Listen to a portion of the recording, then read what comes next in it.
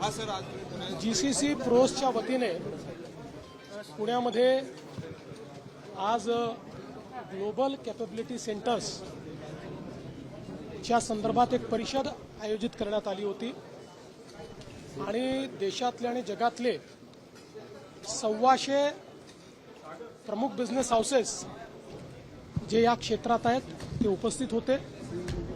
आपल्याला कल्पना आहे की आता जी नवीन वेव आहे ही जीसीसीची वेव आहे। जीसीसी ही हाय पेड एम्प्लॉयमेंट आहे, ती आउटसोर्सिंग नाही आहे आणि त्याच्यामुळे जीसीसीमुळे मोठ्या प्रमाणात अर्थव्यवस्था बदलते आहे आणि मला आनंद आहे की देशामध्ये जीसीसी इकोसिस्टीममध्ये पुणे आता खूप पुढे आलेलं आहे।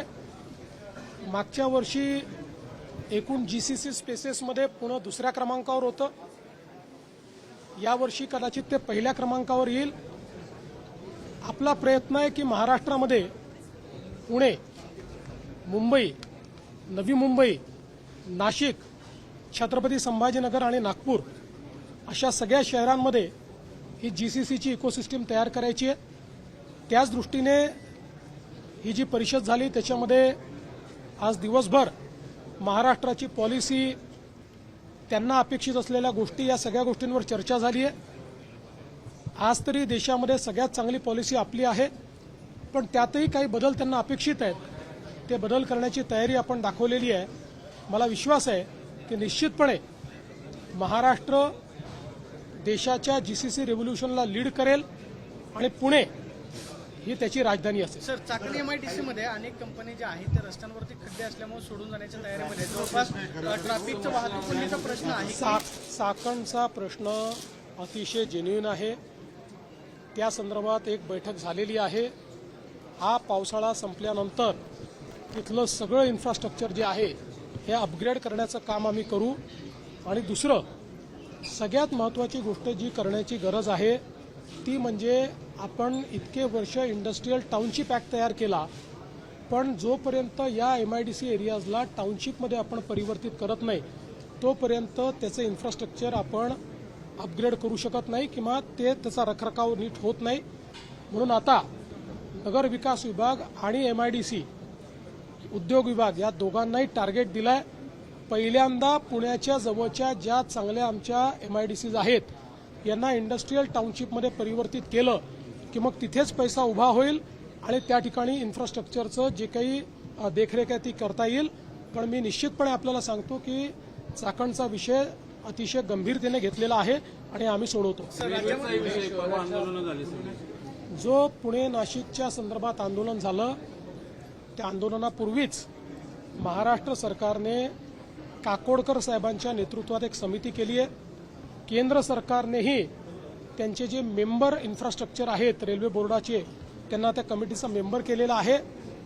या कमिटीला जे काम दिलं गेलं आहे, ही जी काही 40 देशाची ऑब्झर्वेटरी आहे, या ऑब्झर्वेटरीमधनं ही रेल्वेची लाईन जाते, तर त्यातनं मार्ग काढून कशा पद्धतीनं ऑब्झर्वेटरीलाही अडचण होणार नाही आणि रेल्वेचा मार्ग जाऊ शकेल अशा पद्धतीनं त्यांना त्याचा अभ्यास करायला सांगितलाय। मला विश्वास आहे की काही ना काही त्यातनं मार्ग निघेल।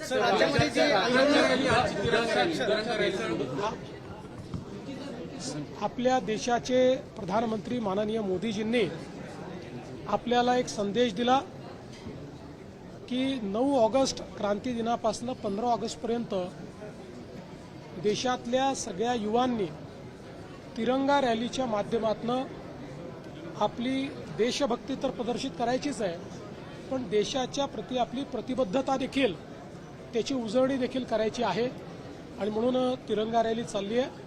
पुण्यामध्ये तिरंगा रॅलीत अभूतपूर्व अशा प्रकारचं पुण्यातल्या युवांनी त्याला समर्थन दिलेलं आहे आणि एक प्रकारे ज्याला आपण तिरंगा आपला जो ध्वज आहे त्या ध्वजाचा समुद्र हा इथे पाहायला मिळाला आणि विशेषतः तरुणाईचा उत्साह हा अतिशय आनंदित करणारा होता. सर, राज्यामध्ये दूध प्रकल्पांच्या बद्दल अनेक कारवाया मोठ्या करतोय आपण. विषयी कॅबिनेटमध्ये चर्चा झाली होती. पालघरचा जो दूध प्रकल्प आहे त्याची जागा एपीएमसी मार्केटला देण्याचा निर्णय घेतला. मग तिथल्या रहिवाशांचा काही निर्णय झालाय? त्यांना पालघरचा दूध प्रकल्प नाही आहे.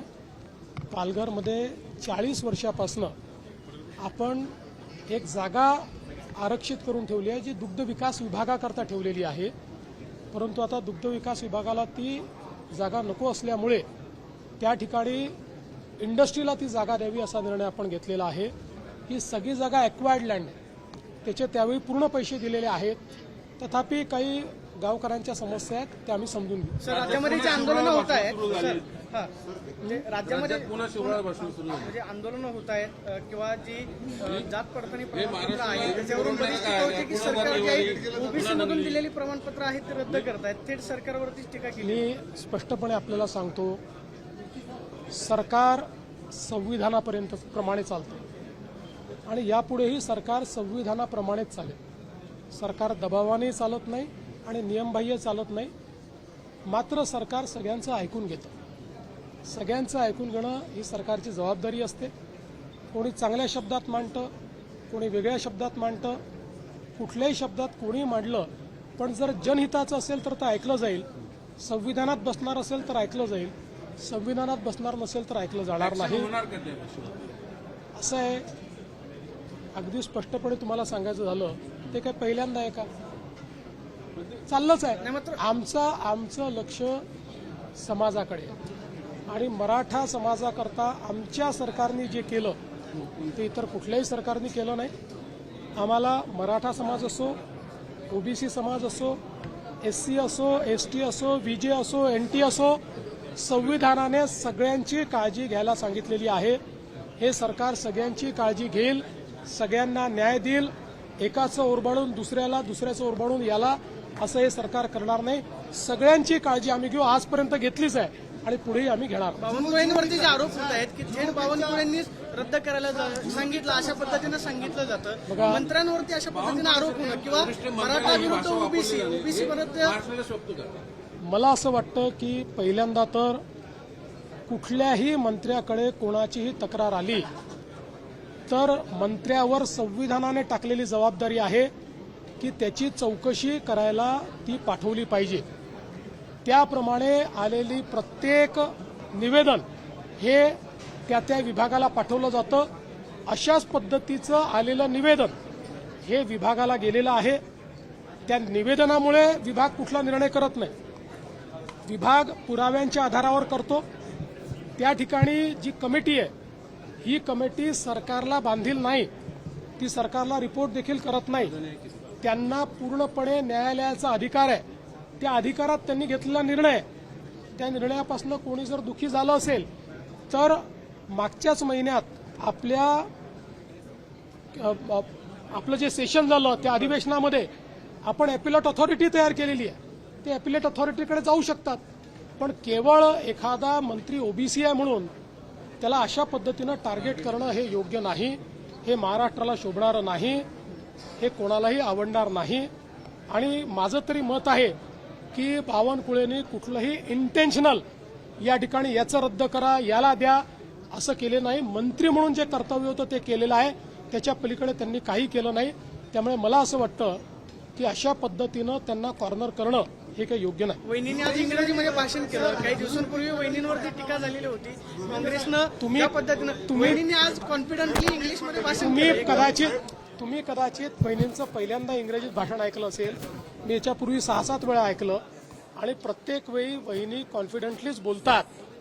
मला असं वाटतं की काही लोक डोळ्याला पट्टी बांधून बसले असल्यामुळे आणि त्यांचे विचारच इतके बुरसटलेले आहेत की त्यांना असं वाटतं की एखादी महिला ही राजकारणामध्ये यशस्वी होऊ शकत नाही, एखादी महिला एखादं पद सांभाळू शकत नाही.